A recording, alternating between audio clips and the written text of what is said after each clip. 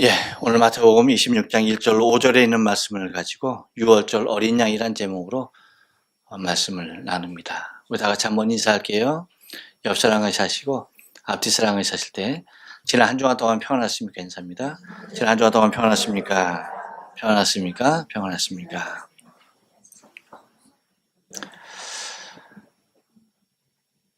우리가 계속해서 그 예수님께서 말씀하신 그 마지막 때에 일어나는 주님의 임하심과 마지막 때 세상에 일어나는 일들에 대하여서 말씀하시는 주님의 말씀에 이어서 우리가 계속 보고 있는데 여러분 어떻게 생각하십니까? 요 근래에 일어나고 있는 이 현상들 그냥 자연적인 현상으로만 여러분 생각하고 계신지 모르겠어요. 멕시코에서 8.1의 큰 지진이 일어나서 많은 인명피해, 재산 피해가 있었고 지금도 얼마나 많은 혼란 가운데 있는지 모르고 또 미국 저 동부 플로리다는 강제 이주 명령이 내려가지고 500만이 넘는 그 엄청난 인구가 대이동을 하게 되어지는 그러한 일들이 벌어지고 있는 것을 바라보게 됩니다.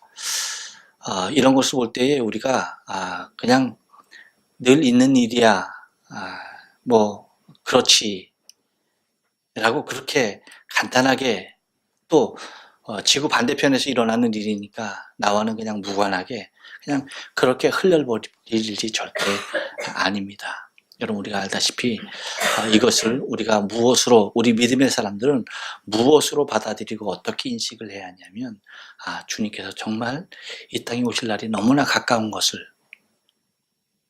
우리에게 다시 한번 깨닫게 하시고 우리가 믿음에 깨어서 정말 경각하여서 신앙생활을 해야 된다라고 하는 그러한 모습들을 우리에게 일러주는 메시지로 우리가 받아들이지 아니하면 여러분 요즘 나타나는 이런 현상들을 우리가 어떤 모습으로도 어떤 과학적인 어떤 사회적인 어떤 모습으로도 해석이 불가능한 일일 것입니다. 요즘 이러한 자연재해나 또는 불의의 사고, 질병 이런 것들로 인하여서 손상을 입어서 기능이 떨어져 있는 그런 어떤 장기나 이런 것을 대신하기 위하여서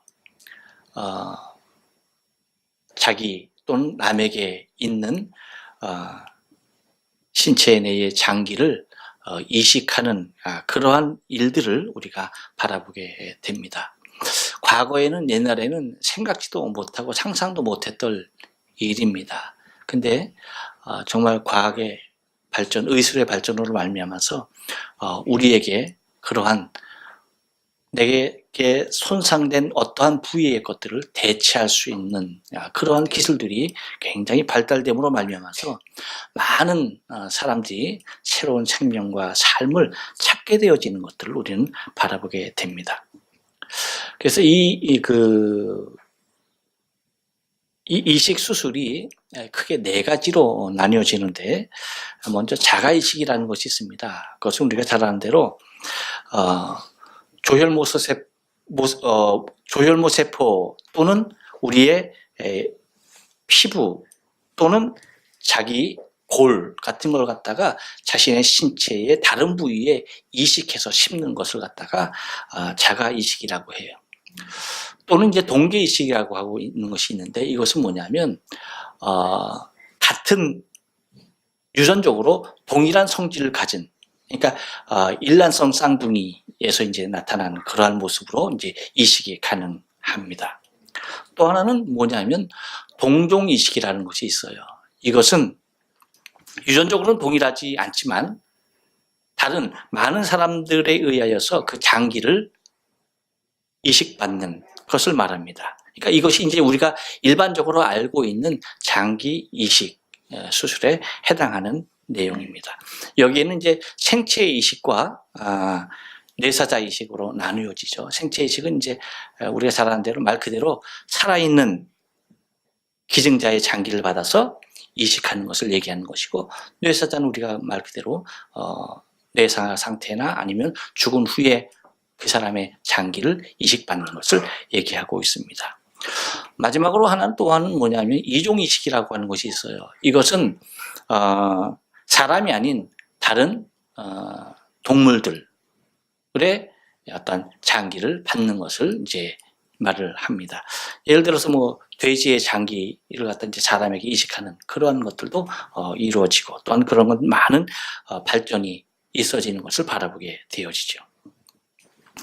그런데 여러분 사실 이 이식 수술 자체가 그렇게 쉽게 이루어지지 않아요. 왜냐하면 이식을 받아야 할 사람이 적어서가 아닙니다. 이식을 받아야 할 사람은 많은데 이식을 받을 곳이 없다라고 하는 것이죠. 누군가의 새로운 생명 그리고 누군가의 새로운 삶을 되찾을 수 있는 길이 있음에도 불구하고 대다수의 사람이 자신의 병을 그냥 앓고 다른 장기를 이식하지 못한 채 그냥 죽어가고 있는 많은 생명들이 있는 것을 바라보게 됩니다. 그것은 제공자가 턱없이 모자르다는 얘기죠. 일본의 그 면허증에 보면은 뒤에 이렇게 기재란이 좀 있는데 기재란 이제 그 자기의 주소가 옮겼을 때 이제 거기다 이제 기재를 하겠죠. 그 밑에 보면은 번호가 1, 2, 3번이 있습니다. 1, 2, 3번이 있어서 거기에 자기가 원하는 곳에 동그라미 표를 치라고 해놨어요. 한국 면허증에는 제가 가진 면허증은 없는데 지금은 모르겠어요. 있는지 없는지 모르겠는데 일본 면허증에는 옛날부터 있었던 것 같아요. 1번은 이렇습니다. 나는 뇌사 후 및 심장이 정지한 사후 언제라도 이식을 위한 장기를 제공합니다. 이것이 1번이고 2번은 나는 심장이 정지한 사후에 하나여 이식을 위한 장기를 제공합니다. 세 번째는 나는 장기를 제공하지 않습니다. 이거예요. 저도 사실은 이거 그냥 자세히 읽어보지도 않았고 그냥 이거 그냥 있나 보다라고 그렇게 하고 생각하고 있었어요. 근데 말씀을 준비하면서 이거 정말 필요하겠다라고 하는 생각이 들어요. 그래서 저는 2번에다 동그라미를 쳤습니다. 2번에다 동그라미를 치고 그 밑에다 이제 날짜와 서명을 어제 날짜로 하고 서명을 했어요. 1번은 왜 안 했느냐라고 한다면 혹시 뇌사 상태로 있을 때는 하나님께서 잠깐 나를 부르시는 천국으로 나를 잠깐 인도하셔서 뭔가를 보여주시고 다시 보낼 수 있는 가능성이 있을 것 같아서 그냥 그건 안 하고 내가 완벽하게 심장이 멈춘 후에 죽은 후에 그러한 2번을 택했습니다. 여러분 그 오늘 본문을 보면 아까 말씀드린 대로 24장에서 마지막 때에 되어질 일에 대하여서 주님이 임하심과 마지막 때의 일에 대하여서 주님께서 계속 말씀하시면서 세상 끝에 일어날 징조에 대해서 말씀하시면서 또한 25장 우리가 지난 시간까지 본 25장을 통하여서 세 가지 비유를 통해서 우리에게 천국을 확실하게 보여주셨습니다. 그 세 가지를 통하여 확실하게 보여주신 후에 제자들에게 당신이 이제 이틀 후면 이 말씀을 다 마치시고 1절이죠. 이 말씀을 다 마치시고 이제 이틀 후면 우리가 다 아는 6월절이지 않느냐. 내가 6월절 어린 양으로 그리고 내가 못 박혀 죽어야 할 것에 대하여서 말씀을 하고 있는 것을 바라보게 됩니다. 여러분 이 말씀을 통해서 좀 생각해 봐야 할 것이 뭐냐면요. 여러분 우리는 누군가에게 장기 하나 기증하는 것이 결코 쉬운 일이 아닙니다. 부모가 자식에게 자신의 장기를 이식하는 것, 여러분 그거 결코 쉬운 일이 아니에요. 더군다나 자식이 부모를 위하여서 자신의 장기를 이식해준다? 여러분 그것도 쉬운 일이 아닙니다. 내 형제와 내 부모, 내 자식임에도 불구하고 매우 어려운 일이 아닐 수가 없어요. 하물며 여러분 내가 모르는 누군가를 위하여서 내 장기 중에 하나를 누군가에게 이식한다? 여러분 이거 결코 말처럼 생각처럼 결코 쉬운 일은 아님에 틀림없습니다. 그래서 누군가가 그 일을 행한 것을 보면은 너무나 존경스럽고 너무나 대단하고 그 사람의 사랑과 그 사람의 마음이 얼마나 큰지 몰라요. 그런데 여러분, 오늘 본문을 통해서 우리에게 보여주시는 예수님의 모습은요, 장기 일부가 아니었어요. 자신의 생명, 자신의 삶, 자신의 인생 전체를, 자신의 목숨을 우리를 위하여서 십자가에 못 박혔다는 것입니다.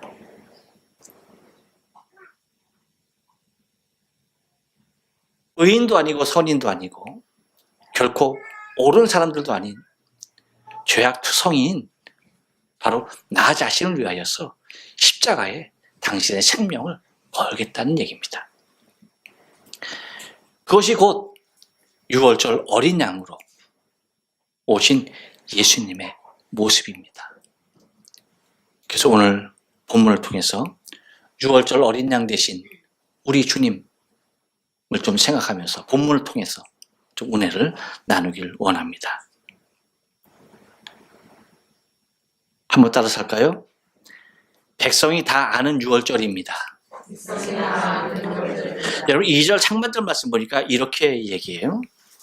너희의 아는 바와 같이 이틀이 지나면 6월절이라 라고 얘기합니다. 이틀이 지나면 6월절이다. 근데 이것을 갖다가 이 6월절이라는 것은 너희의 아는 바와 같이라고 하면서 모든 사람들이 다 아는 것으로 말씀을 하시는 것을 바라보게 됩니다. 왜냐하면 유대인이라고 한다면 6월절에 대하여서 모든 사람이 다 알고 있는 유대 민족으로서는 어쩌면 가장 크게 지켜야 할 위대한 절기가 아닐 수가 없었던 것입니다.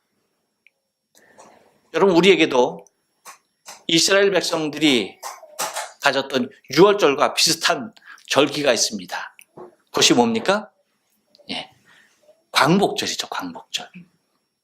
우리는 36년간 일제 치하에서 독립을 했습니다만 이스라엘은 400년이 넘는 430년이라고 하는 엄청난 세월을 노예 생활하다가 그 애굽으로부터 나오게 되는 것이 6월절을 통해서 나오게 되어지는. 그러니까 하나님께서 택한 백성을 이끌어내기 위한 결정적인 일을 행하시는 것이 여호와의 능력으로 나타나는 것이 6월절이었다는 것입니다.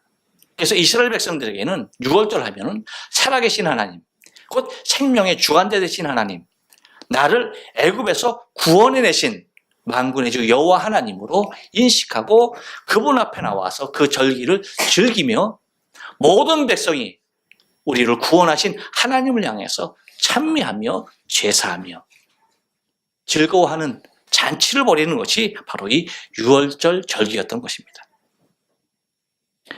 그래서 6월절은 여러분 출애굽기 12장에 보면 모세에게 말씀하신 그대로 잘 나타나 있는 것을 바라보게 됩니다. 그래서 6월절을 지키기 위해서 그들에게 어린 양이나 염소를 택하여서 1년 된 것으로 잡아서 그것을 사람 식구대로 구별하여서 한 마리 어린 양을 식구가 몇 명이 먹을 수 있는지 그것을 계산하여서 양을 잡아서 그것을 준비해놨다가 그것을 구워 먹고 그리고 애굽을 나오게 하는 그러한 절기였는데 그것은 곧 그 어린 양의 그 고기를 먹기 위해서 그 어린 양을 잡아야 했습니다. 그런데 그 피를 갖다가 자신의 집 좌우 설주와 위 임방에다가 바르고 그러면 그날 밤에 죽음의 신이 그것을 확인하고 넘어가고 그것이 표시되어 있지 않는 모든 족속들은 곧 장자의 죽음이라고 하는 곧 애굽에 내렸던 10번째 재앙 그 죽음으로 말미암아서 짐승의 첫 새끼부터 시작해서 종의 맏아들로부터 시작해서 바로의 맏아들까지 할 것 없이 모든 첫 번째 난 것은 다 죽임을 당하는 엄청난 사건이 애굽에 벌어지고야 맙니다. 이것을 통하여서 하나님은 이스라엘 백성들을 구원해내는 그러한 아주 너무나 감격스러운 절기기에 하나님의 구원을 체험한 백성들이 하나님 앞에서 기뻐할 수밖에 없었던 그러한 절기였던 것을 바라보게 되어지죠. 여러분 생각해 보십시오. 400년을 종살이했다라고 한다면 사실은 그들에게 더 이상의 구원의 소망은 없다라고 이미 다 포기하고 그렇게 자손 대대로 그냥 우리는 이렇게 살아야 한다라고 포기할 수도 있었던 상태였다라고 봐요. 하지만 하나님께서 때가 이르러서 그들을 당신의 백성으로 불러냈다라고 하는 그 은혜가 아직도 하나님은 그들을 포기하지 아니하고 그들을 이끌어내시고 그들을 기억하고 계셨다라고 하는 그 자체가 그들에게 너무나 감격스러웠던 것입니다. 그래서 이스라엘 백성들에게 있어서 6월절은 그 누구도 잊지 못할 그래서 이것을 대대로 그 절기를 지켜나가며 여호와 하나님께서 우리의 구원자 되셨다라고 하는 그 사실에 대하여서 선포하며 기뻐하며 살아가야 할 것에 대하여서 명령했던 것을 바라보게 됩니다. 그래서 12장 14절에 보면 그렇게 얘기해요. 너희는 이날을 기념하여 여호와의 절기로 삼아 영원한 규례로 대대에 지킬지니라 라고 그렇게 선언하고 있는 것을 바라보게 됩니다. 그러므로 이스라엘 백성 하면은 6월절에 대하여서 곧 모르는 백성이 없었던 너무나도 중요한 절기였음에 분명했다라고 하는 것입니다. 그런데 이 절기가 이스라엘 백성들의 애굽에서의 탈출, 애굽에서의 구원만이 6월절의 의미인가라고 할 때에 여러분 6월절의 의미는 그렇지 않다는 것입니다. 한 번 더 따라서 합니다. 6월절 어린 양은 예수입니다. 그렇습니다, 여러분. 2절 하반절 말씀 보니까 이렇게 얘기해요. 인자가 십자가에 못 박히기 위하여 팔리우리라. 인자가 십자가에 못 박히기 위하여 팔리우리라라고 얘기하는 것입니다. 이스라엘 백성들이 애굽에서 나올 때는 양의 피가 필요했었습니다. 그것이 자신의 생명들을 구원하는 길이 되었던 것입니다. 그런데 하나님께서 우리를 구원하실 계획은 이제 더 이상 짐승의 피가 아니었던 것을 바라보게 됩니다. 우리를 당신의 자녀 삼으시기 위하여서 필요했던 것은 이제 더 이상 짐승의 피가 아닌 당신의 아들 예수 그리스도의 피가 필요했던 것입니다. 죄 없는 하나님의 아들이 이 땅에 6월절 어린 양의 모습으로 와서 죽임을 당해야 했던 것입니다.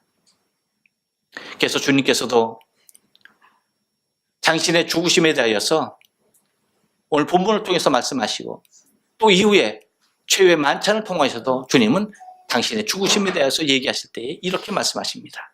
마태복음 26장 26절에서 그들이 먹을 때에 예수께서 떡을 가지사 축사하시고 떼어 제자들에게 주시며 이르시되 받아서 먹으라 이것은 내 몸이니라 하시고 또 잔을 가지사 감사기도 하시고 그들에게 주시며 이르시되 너희가 다 이것을 마시라 이것은 죄사함을 얻게 하려고 많은 사람을 위하여 흘리는 바 나의 피 곧 언약의 피니라 라고 말씀하고 계십니다. 곧 이제 주님께서 말씀하시는 것은 내가 6월절에 못 박히리라라고 말씀하시는 것은 곧 당신이 6월절 어린 양으로 이제 모든 생명들을 위한 하나님의 백성들을 위한 죄사함을 위하여서 흘리는 당신의 피로서 십자가에 당신이 달리실 것에 대하여서 말씀을 하셨던 것입니다. 그래서 지금의 6월절 곧 주님께서 우리의 생명을 구원하기 위해서 당신의 생명을 십자가에 걸어놓으신 바로 어린 양 대신 예수 그리스도가 6월절 어린 양이 되었던 것입니다. 우리는 그 은혜로 말미암아서 구원을 얻었고 우리는 그 은혜로 말미암아서 천국 소망을 갖게 되었습니다. 그렇기 때문에 어린 양 대신 예수 그리스도 그분께 나오는 누구든지 모두가 다 구원을 얻게 되는 것입니다. 그래서 우리의 죄가 진홍같이 붉을지라도 주님께서 우리의 죄를 희게 하실 것이고 우리의 죄가 검을지라도 우리의 죄를 시게 하실 것이 곧 주 예수 그리스도의 보혈이었던 것입니다. 그 누구의 필요도 아닌 오직 하나님의 아들 독생자 그리스도 예수 그리스도의 보혈이 우리의 모든 죄와 허물을 사하시게 되었던 것입니다. 여러분, 우리가 날마다 주 앞에 서야 하는 이유는 주님께서 내 허물과 죄를 위하여서 십자가에 당하신 그 고난을 생각하면서 그분 앞에 날마다 내 생명의 존재에 대하여서 감사하고 구원에 하신 그 하나님의 놀라우신 그 사랑에 대하여서 감격하며 살아가는 것이 우리의 삶의 모습이 되어야 한다는 것입니다. 이러한 어린 양 되신 예수 그리스도께서 고난을 받으시는 이 시간에 일어나는 인간에게 있어서의 비극이 있습니다. 그 비극이 뭘까요? 한번 따라서 합니다. 6월절의 비극은 하나님의 사람들에게 있었습니다. 3절로 4절 말씀 보면 이렇게 얘기합니다. 그때에 대제사장들과 백성들의 장로들이 가야바라 하는 대제사장의 아문에 모여 예수를 괴기로 잡아 죽이려고 의논하되라고 말합니다. 이 말씀을 보면서 여러분 어떤 생각이 드십니까? 왜 하나님의 아들을 하나님을 섬기고 있는, 하나님께 제사하고 있는, 하나님과 백성의 사이를 잇는 대제사장들이 또한 백성들을 이끄는 장로들이 모여서 하나님의 아들의 죽음에 대하여서 회개하고 있느냐라고 하는 것입니다. 그 이유가 무엇일까라고 하는 거예요. 왜 이렇게 될 수밖에 없는 상황일까라고 하는 것입니다. 예수님께서 이 땅에 오셨을 때 그 누구보다도 달려와서 경배해야 했었던 사람은 바로 이들이었을 것입니다. 대제사장, 서기관, 백성의 장로들, 이들이 와서 예수 그리스도를 경배해야 했을 것입니다. 왜?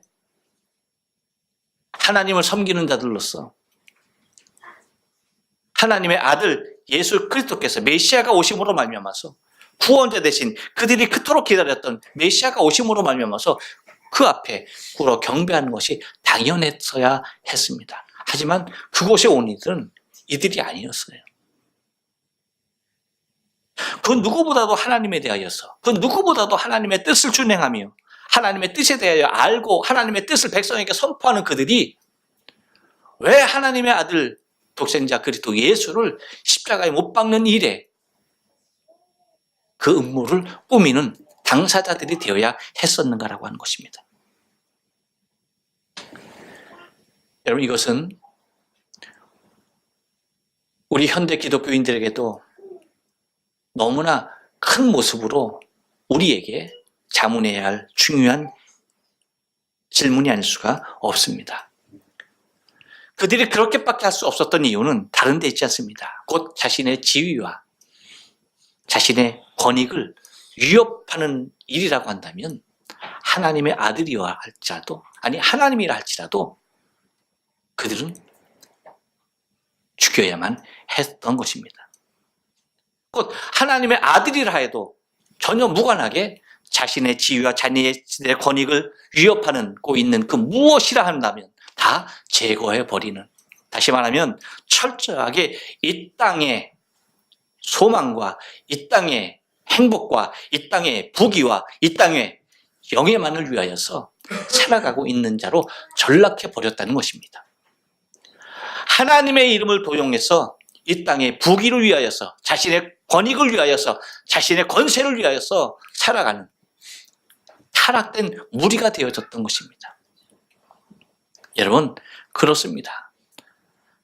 아무리 하나님의 사람이라 할지라도, 아무리 하나님의 일을 앞장서서 하는 사람이라 할지라도 그 일이 자신의 지위와 영예와 자신의 권세를 위한, 자신의 권익을 위한 일이라고 한다면 그것은 더 이상 하나님의 일이 되지 못한다는 것입니다.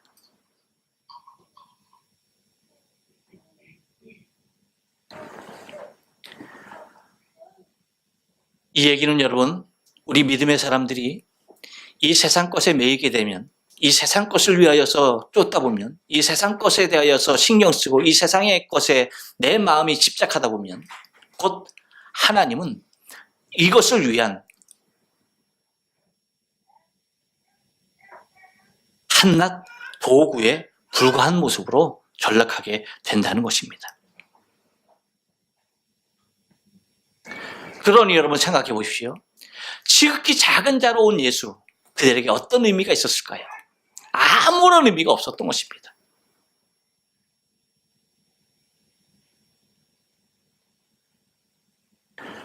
예수를 제거하는 데 있어서 어떤 양심의 가책이나 떨림이 결코 한낱도 없었다는 것입니다.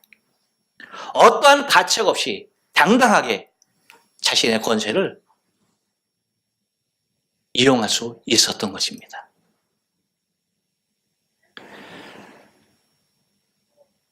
우리의 가진 힘과 능력은 나 자신의 지위와 권익을 세우는 데 사용되어져서는 결코 되지 아니하는 것입니다. 그것을 위하여서 급급하게 그것이 사용된다고 한다면 그것은 더 이상 하나님의 사람이 아니고 그것은 더 이상 하나님의 일이 될 수가 없다는 것입니다.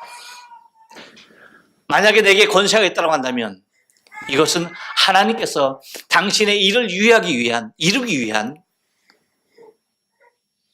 도구로 사용되게끔 하나님께서 내게 기회를 주신 것임에 틀림없다라고 하는 신앙이 있어야 하는 것입니다.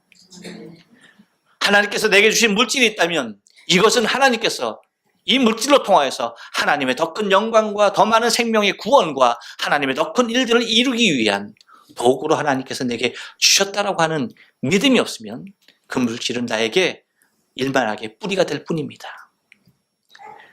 나에게 있는 건강이요? 여러분 이것조차도 하나님께서 내 이 건강한 육체로 하나님께서 나를 부르시는 그날까지 하나님의 영광을 위하여서 최선을 다하여 헌신하며 달려갈 그 길을 사명을 완수하라고 주신 건강으로 생각지 아니하면 우리에게 주어진 아무리 튼튼한 건강이라 할지라도 아무런 의미가 없어지는 것입니다. 우리는 에스더를 통해서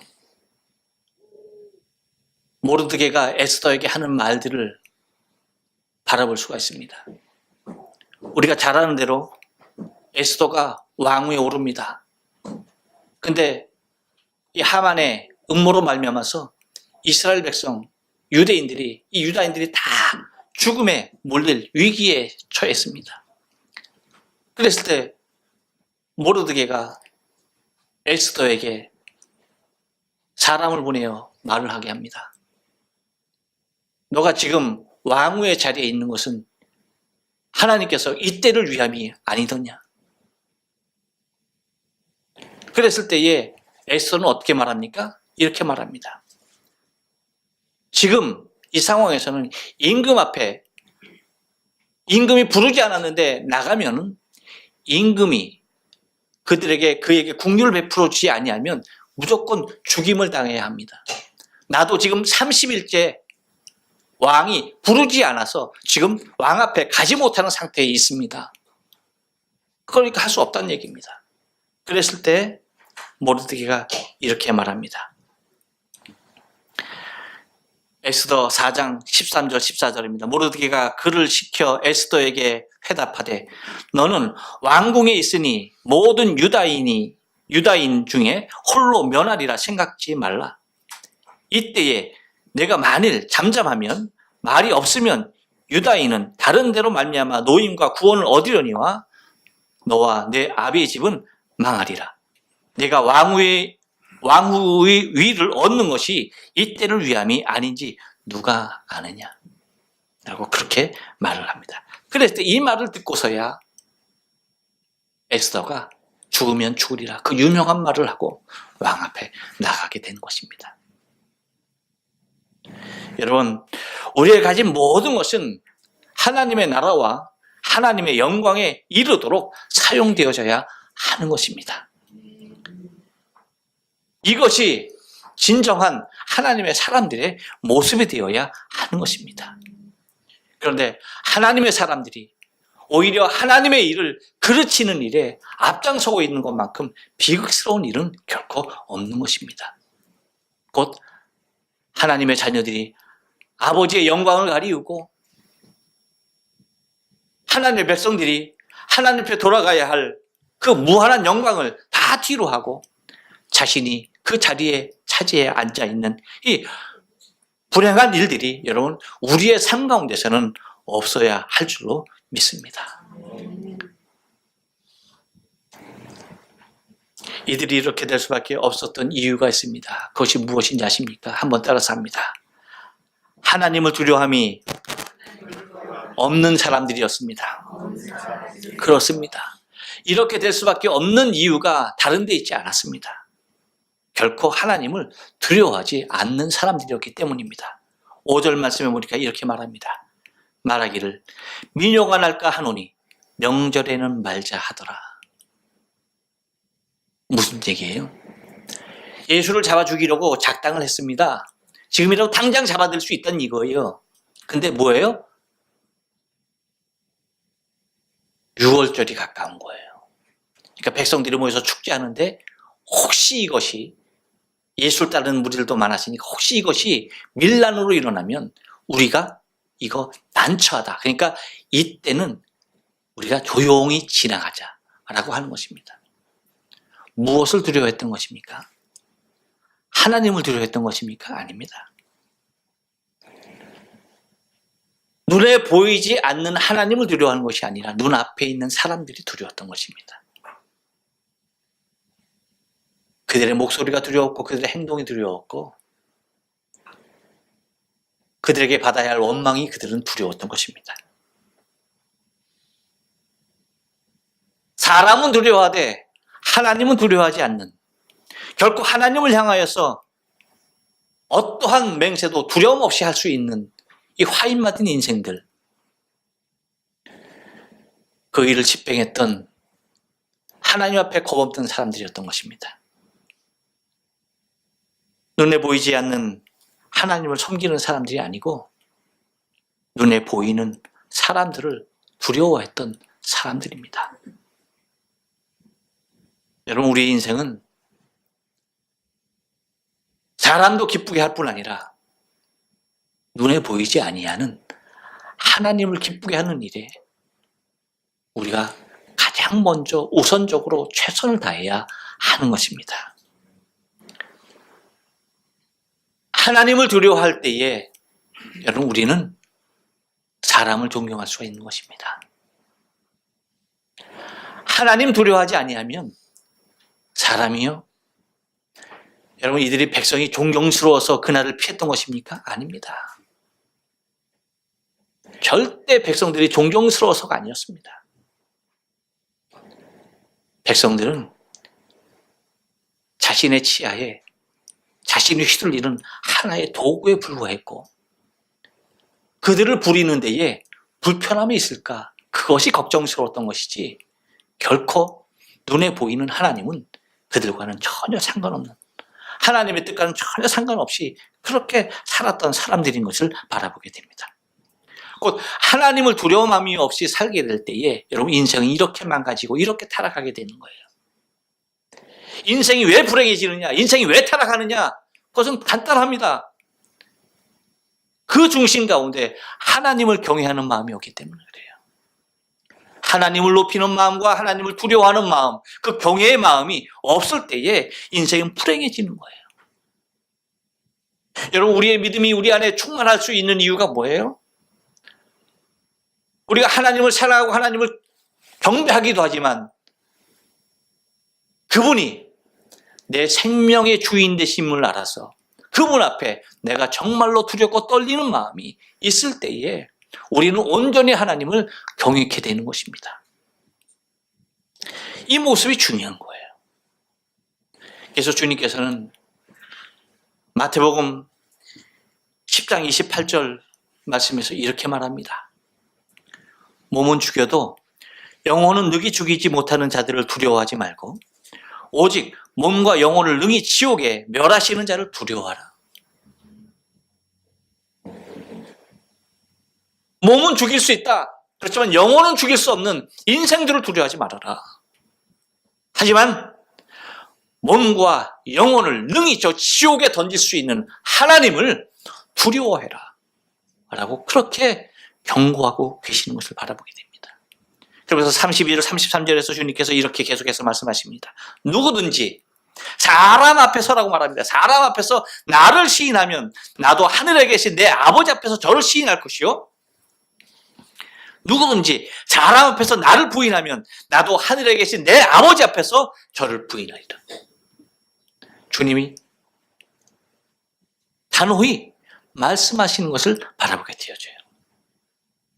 여러분, 우리의 신앙의 삶은 하나님 앞에 있는 것입니다. 우리의 신앙의 삶은 다른 것이 아니에요. 하나님 앞에서의 삶이 우리의 신앙의 삶입니다. 사람들 앞에 보이기 위한 삶이 우리의 신앙이 아니에요. 진정한 믿음은 하나님 앞에 내가 두려움으로 서 있는 것이, 그것이 진정한 믿음이고, 그 신앙이야말로 하나님께서 받으시기에 합당한 신앙의 모습이에요. 우리는 너무나 외식적일 때가 많아요. 우리는 너무나 눈에 보이는 것에 치우칠 때가 많아요. 눈에 보이지 아니하는 하나님에 대해서 우리가 너무나 등한시할 때가 많아요. 여러분, 우리의 신앙의 삶은 유월절 어린 양 대신 예수 그리스도, 그분이 나를 위하여서 십자가에 죽으신 그 모습을 보면서 하나님 앞에 두려움으로 서 있는 것입니다. 하나님께서 나를 위해서 당신의 아들을 저렇게 십자가에 못 박히게 하셨는데 내가 그 앞에 어떤 모습으로 설 것인가? 유월절 대신 어린 양 앞에 내가 어떤 모습으로 설 것인가? 이것이 여러분, 우리가 계속적으로 묻고 계속적으로 세워나가야 할 우리의 신앙의 모습임을 믿습니다. 기도하시겠습니다.